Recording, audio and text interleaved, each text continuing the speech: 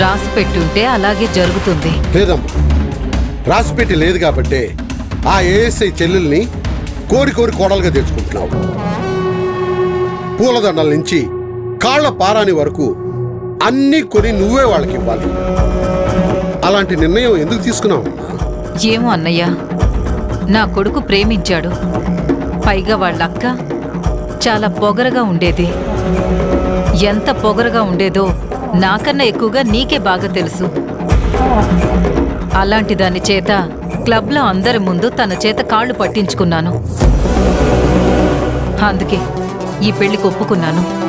ఏంటబ్బా, after all ఒక ASI వచ్చి కాళ్ళు పట్టుకున్నందుకు నీ కొడుకు కెరీర్నే పణంగా పెడతావా? పణంగా పెట్టానని నేను చెప్పలేను. కానీ ఇప్పుడు ఈ నిర్ణయం తీసుకోకపోతే అటు నీ పరువు ఇటు నా పరువు పోయేటట్టుందన్నయ్యా. పరువు పోకుండా చేయడానికి 100 మార్గాలున్నాయమ్మా. ఈ పెళ్ళి ఒకటే కాదు. ఉన్నాయి, కానీ అందులో ఒక్క మార్గం మూసుకుపోయినా తిరిగి వేరే దారిలో ప్రయాణం చేయలేము.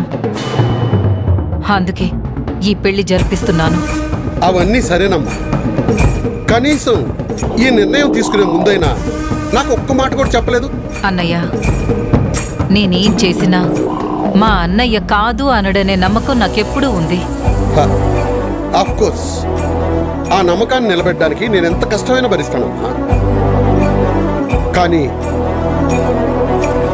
మధ్యలో సత్య ఒకడు ఉన్నాడు కదా. ఏంటన్నయ్యా మాట్లాడితే సత్య సత్య సత్య అంటావు?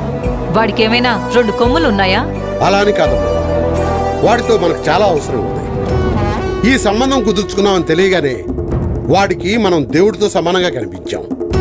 ఏదైనా తేడా వచ్చిందనుకో, వాడు మనల్ని దెయ్యాలుగా మార్చే అవకాశం ఉంది. అన్నయ్య, ఆ సత్యదేముంది?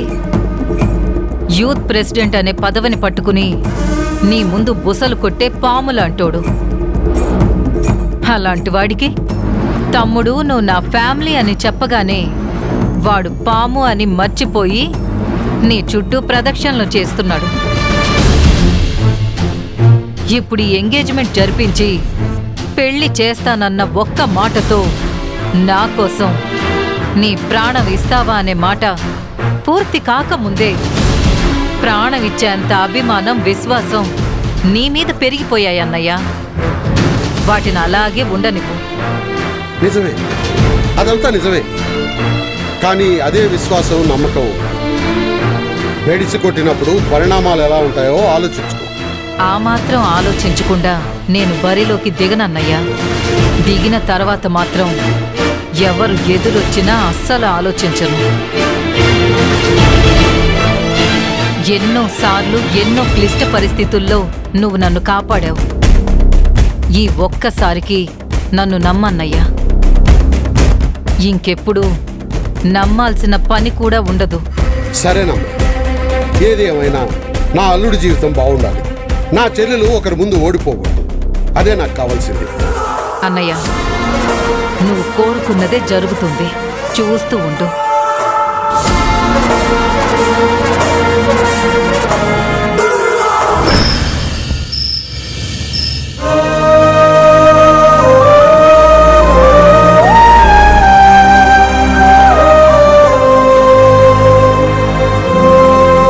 ఏంటమ్మా అలా ఉన్నావు?